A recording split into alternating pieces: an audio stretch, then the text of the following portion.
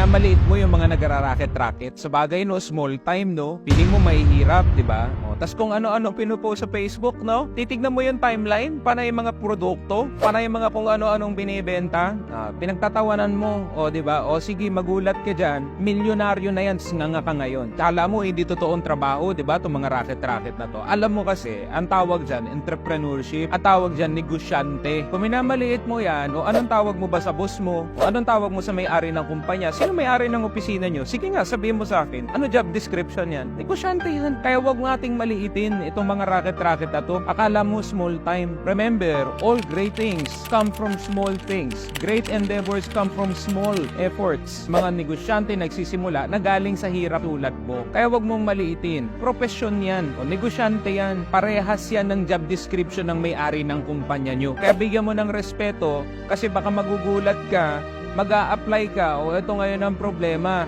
Hindi ka matanggap-tanggap. Alam mo kung bakit? Kasi yung dati mong minamaliit, siya na ngayon ang may-ari.